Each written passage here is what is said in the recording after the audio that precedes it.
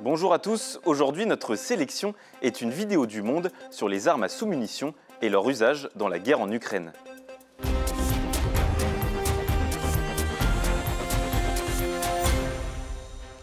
Les armes à sous-munitions sont des bombes qui dispersent en l'air des centaines de petits éléments qui explosent en tombant au sol. Ce format leur permet de toucher jusqu'à plus de 30 000 mètres carrés à la fois. Elles sont donc redoutables sur le champ de bataille. L'inconvénient, c'est qu'elles sont assez peu précises. De nombreuses sous-munitions n'explosent pas au sol selon la BBC et le chiffre varie selon les pays, mais les experts estiment en moyenne à 20% celles restées inertes. Elles peuvent alors exploser plusieurs années plus tard lorsqu'une personne non informée tente de les manier. Par exemple au Laos, beaucoup d'enfants en sont victimes car il reste de nombreux débris de la guerre du Vietnam. Aujourd'hui, Human Rights Watch estime que près de 1200 personnes ont été tuées ou blessées dans le monde en 2022 à cause de ces armes, dont 95% de civils. Autre conséquence, le déminage de toutes les zones touchées prendra sûrement des dizaines d'années.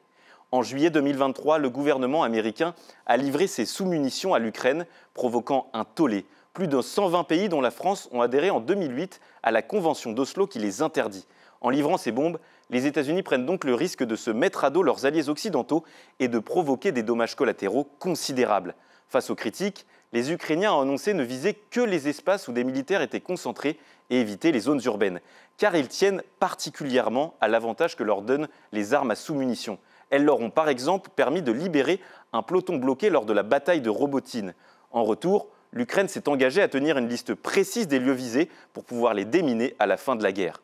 De son côté, la Russie a dit qu'elle était prête à y avoir recours en réponse, et des dégâts semblent indiquer que c'est bien le cas. Une chose est sûre, celui qui contrôlera les territoires à la fin de la guerre devra nécessairement panser les nombreuses plaies qu'elles auront causées. Pour en savoir plus et échanger sur ce thème, retrouvez-nous sur Internet et les réseaux sociaux.